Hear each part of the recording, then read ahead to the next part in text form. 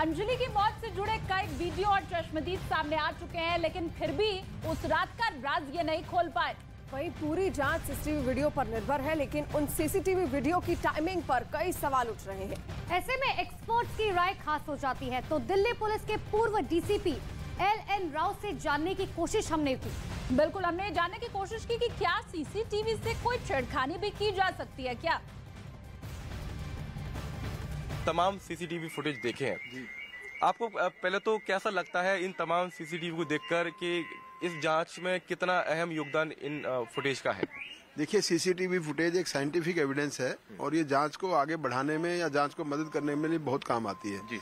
अगर वो CCTV footage सही टाइमिंग और सही है, एडिटिंग नहीं है या कोई ऐसे उसमें साथ छेड़छाड़ नहीं की है, तो बहुत मदद मिलती है इन्वेस्टिगेशन में। हाँ, लेकिन अगर हम इस मामले की सीसीटीवी देखें तो जैसे ये अपने घर में जो 2 एक्स्ट्रा बेडरूम है उसमें होम स्टे बिजनेस करके महीने का 60,000 कमा रहे हैं। आपको भी ये करना है तो फ्रीडम ऐप को अभी डाउनलोड कीजिए। जैसे कि अभी अगर आप देखेंगे अपने कैमरे पर दिखाएंगे तो आप ये सीसीटीवी है जब रात को जो अंजलि की दोस्त थी निधि वो अपने घर पहुंची और सीसीटीवी में दिखाई दे रहा है कि घड़ी में 1:36 का समय हो रहा है और यहाँ पर निधि तस्वीरों में देखी गई कि वो घर के बाहर खड़ी हुई है।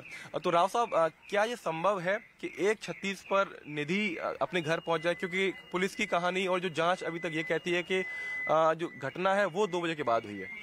हाँ, इसको देखते हुए कि घटना 2 बजे बाद अगर कंफर्म हुई है, 2 बजे बाद है, तो निधि का घटना के बाद अपने घर 1:36 पर पहुंचना, 1:36 सुबह पहुंचना क्वाइट इम्पॉसिबल है। ये तभी पॉसिबल हो सकता है जब सीसीटीवी जो कैमरा है उसकी जो मॉनिटरिंग में छेड़छाड़ की गई हो, उसका टाइमिंग बदला गया हो। लेकिन वो all points are for investigation की इन्वेस्टिगेशन ऑफिसर है, वो देखेगा कि क्या सारे हालात हैं, कौन सी बात है, वो सारी चीज देखनी पड़ेगी। अगर सीसीटीवी की टाइमिंग के साथ छेड़छाड़ हुई है तो वो एक्सपर्ट जो भेजेंगे वहाँ FSL में, वो उसको निकाल के ढूंढ पाएंगे। तो अंजलि की मौत के मामले में एक सवाल ये भी है कि आखिर अंजलि और उसकी दोस्त निधि की उस रात की गतिविधि वीडियो के जरिए सामने आ चुकी है, लेकिन उतने वीडियो आरोपियों के आखिर ट्रैक क्यों नहीं हो पाए? बिल्कुल, आरोपियों के ट्रैक नहीं हो पाए जिनमें ये साफ साफ नजर आ रहे हो। तो सवाल ऐसे में ये उठ रहा है कि आरोपियों की गतिविधि आखिर ट्रैक हुई क्यों नहीं। एक सवाल ये भी उठ रहा है कि जो भी तमाम सीसीटीवी सामने आ रहे हैं वो निधि और जो मृतका है अंजलि, उन दोनों के ही सामने आ रहे हैं। जिन 5 आरोपियों पर ये सारे आरोप लगे कि जिनकी गाड़ी से एक्सीडेंट हुई है, जानबूझ के किया, जो भी है जांच का विषय है, उनके सीसीटीवी इस पूरे मामले में अभी तक सामने नहीं आते। तो कहीं ना कहीं पुलिस के ऊपर शंका और बढ़ जाती है कि आखिर क्या वजह है। आप खुद एक पुलिस अधिकारी रहे। देखिए, जब इन्वेस्टिगेशन होती है तो ये जरूरी नहीं कि सारी बातें मीडिया को बताई जाएं।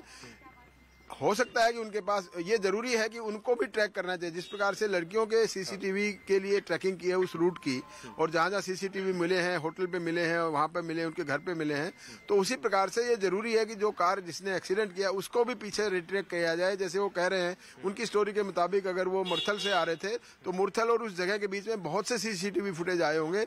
वो सीसीटीवी या तो पुलिस ने ले रखे हैं जो कि मीडिया को नहीं बता रखे हैं, या नहीं लिए हैं, तो ये एक सीरियस बात है। इसके भी सीसीटीवी फुटेज रिकॉर्ड में आने चाहिए ताकि फेयर इन्वेस्टिगेशन हो सके और इसमें सच्चाई का पता लग सके।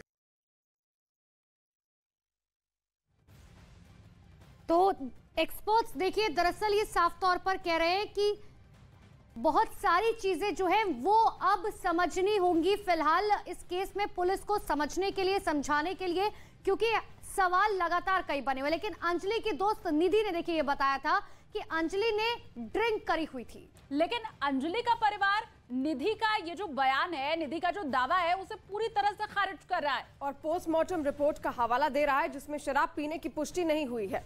ऐसे में हमारे एक्सपर्ट से सवाल था कि क्या पोस्टमार्टम रिपोर्ट में शराब पीने की पुष्टि होती है या फिर विसरा रिपोर्ट से ही गुत्थी सुलझ पाएगी। घटना के करीब 48 से ज्यादा घंटे के बाद निधि सामने आई और उसने बताया कि मैं भी एक्सीडेंट के समय, वारदात के समय वहां पर मौजूद थी, और उसने एक संगीन आरोप राव साहब ये लगाया कि अंजलि ने शराब पी हुई थी।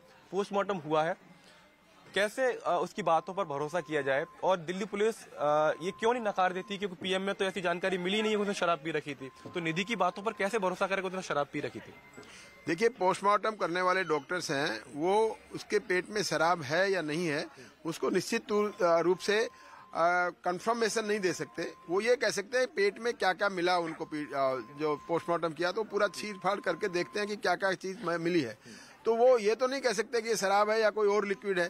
उसका पता तब चलता है जो विसरा उसका प्रिजर्व किया है। विसरा जाएगा केमिकल एनालाइज करने के लिए, तो केमिकल एनालिसिस करने वाला जो FSL का डॉक्टर है वो बताएगा इसमें कि ये जो विसरा में जो उसका धोमन बोलते हैं, उसको हिंदी में धोमन बोलते हैं, पेट के अंदर की जो कंटेंट्स हैं, स्पाइन है होती है और कई चीजें होती है, उसमें शराब के कांटेक्ट हैं या नहीं है वो विसरा के एग्जामिनेशन से पता चलेगा, ना कि पोस्टमार्टम एग्जामिनेशन से पता लगता है।